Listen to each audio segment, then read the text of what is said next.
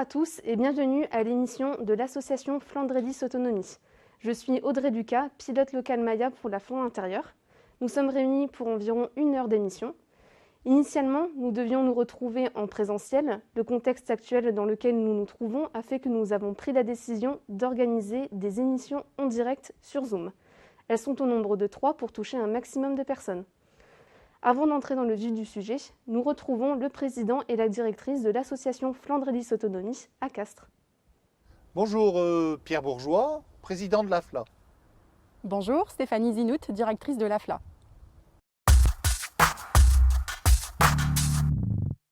L'AFLA, association Flandre-Lys Autonomie, créée depuis 2017. L'AFLA, c'est le regroupement des clics et des mayas, labellisés Relais Autonomie et S3A. C'est un conseil d'administration de 36 administrateurs qui représentent les élus, les professionnels de santé, les établissements de santé, les établissements de services et les représentants des usagers. Et c'est aussi et surtout 17 salariés. Alors l'AFLA concerne toutes les personnes âgées de plus de 60 ans, les jeunes et adultes en situation de handicap et les personnes même de moins de 60 ans si elles sont touchées par la maladie d'Alzheimer. L'AFLA est située à Castres, mais elle concerne 62 communes, dont les grandes villes et environs de Armentières, Bailleul, Hasbrouck, Cassel et Steenvoorde. Alors l'AFLA est essentiellement financée par l'ARS, par le Conseil départemental du Nord et par la CCFI, la communauté de communes de Flandre intérieure, et toutes les communes qui adhèrent. Et surtout, il faut le dire, c'est gratuit pour les usagers. L'association Flandre-Lys Autonomie a 4 activités essentielles. La première, c'est une mission d'accueil, d'écoute, d'information et d'orientation. La deuxième, il s'agit de proposer un diagnostic avec des solutions sur mesure pour le maintien à domicile des personnes. La troisième, il s'agit de proposer en territoire des ateliers promotion bien vieillir. La quatrième activité de l'association est de proposer une dynamique de travail en réseau pour améliorer le parcours des usagers. La première, c'est une mission d'accueil, écoute, information et orientation du public. Quand je dis public, il s'agit de la personne âgée elle-même, de son entourage ou encore des professionnels du territoire. Pour assurer cette mission, l'AFLA dispose d'une équipe qui assure l'accueil physique à Castres, avec ou sans rendez-vous, mais aussi en accueil délocalisé sur rendez-vous sur les communes d'Armentières, Bailleul et Merville. L'association dispose d'un numéro de téléphone unique qui permet du coup à l'ensemble du public de disposer de l'information par téléphone. La deuxième activité de l'association est de proposer un diagnostic au domicile et préconiser des solutions. Cette mission est assurée par une équipe pluridisciplinaire composée d'assistantes sociales, d'infirmières, de conseillères en économie sociale et familiale, d'un ergothérapeute et d'une psychologue. Cette équipe se rend donc au domicile et propose des solutions sur mesure pour optimiser le maintien à domicile des personnes en situation de perte d'autonomie. La troisième activité de l'association est de proposer des ateliers de promotion du bien vieillir. Cette activité est possible grâce au soutien financier de la Conférence des financeurs. À titre d'exemple, l'association propose aux seniors du territoire des ateliers sur des thématiques initiation tablette numérique ou prévention des risques routiers. Alors, la quatrième activité de l'association consiste à animer une dynamique de travail en réseau. Pour cela, l'AFLA s'engage aux côtés et avec les professionnels du territoire pour améliorer le parcours de la personne âgée en situation de perte d'autonomie sur le territoire. Merci Monsieur Bourgeois et voici Madame Stéphanie Zinout qui me rejoint en plateau. Bonjour Madame Zinout. Bonjour Audrey. Maintenant, c'est le moment de vous dévoiler ce pourquoi nous sommes réunis aujourd'hui. Comme vous le savez, l'un des objectifs de l'association Flandre et Lys Autonomie est l'amélioration des réponses apportées aux bénéficiaires sur notre territoire, autrement dit la Flandre intérieure. Cet objectif fait écho avec la définition du guichet intégré, ses objectifs et ses enjeux, initiés dans le cahier des charges des Maya. Pour vous expliquer le principe du guichet intégré et vous démontrer son intérêt, voici une vidéo de présentation du principe du guichet intégré. Dans son travail, Marie est en contact avec les personnes âgées qui lui posent régulièrement les mêmes questions. Comment financer une aide à domicile? Trouver un hébergement adapté? Un suivi médical spécialisé? Mais Marie n'a pas toujours eu les réponses et proposait de contacter le Clic Relais Autonomie, un lieu d'accueil pour les personnes âgées et leur entourage. Le Clic Relais Autonomie, c'est un service spécialisé pour les informer et les accompagner. Mais certains n'osaient pas appeler ou même faire le déplacement. Alors, beaucoup revenaient voir Marie avec les mêmes questions, au risque de voir le temps passer et leur situation se dégrader. Jusqu'au jour où Marie a été sensibilisée à l'accueil, l'information et l'orientation des personnes âgées et appris à repérer les personnes fragiles. Cette sensibilisation est une initiative de la Maya. Son objectif ? Ne plus avoir un seul lieu d'accueil, mais multiplier sur le territoire les interlocuteurs capables d'informer et d'orienter les personnes âgées. C'est passer d'un guichet unique à un guichet dit intégré. Tous les accueillants dans le domaine du sanitaire, du social, du médico-social, en mairie, tous les secrétaires médicaux, les animateurs de centres sociaux, les professionnels libéraux peuvent devenir, s'ils le souhaitent, des points d'information et de conseil. Tous peuvent avoir les mêmes outils, les mêmes réponses, les mêmes modalités d'orientation vers les services ou les prestations adaptées. Tous peuvent s'appuyer sur le même référentiel.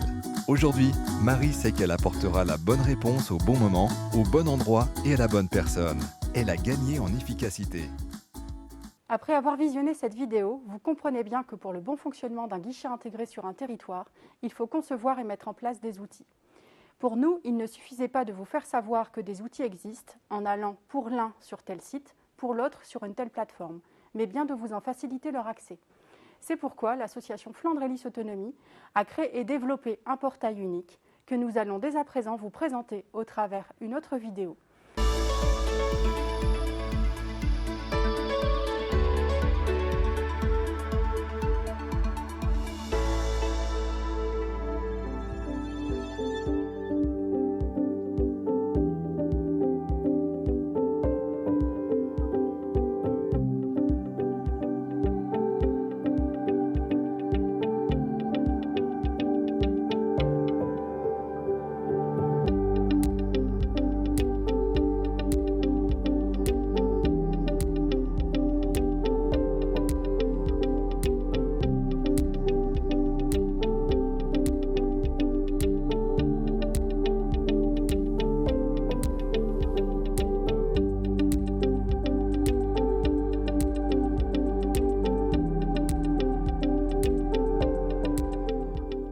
Après vous avoir fait savoir qu'un portail unique existe, nous allons vous présenter des outils un par un. Commençons par l'e-sensibilisation.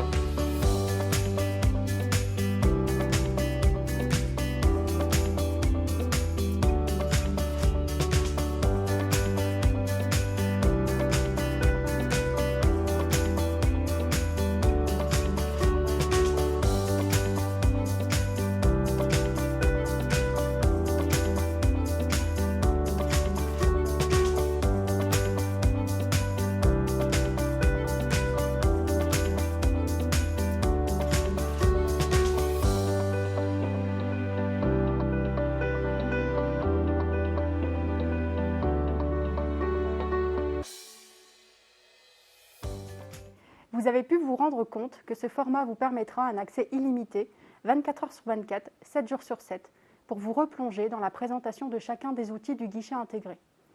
Toutefois, cela ne nous dispense pas aujourd'hui de vous les présenter. Passons maintenant à la vidéo de présentation du Gérontoguide et du Qui fait quoi.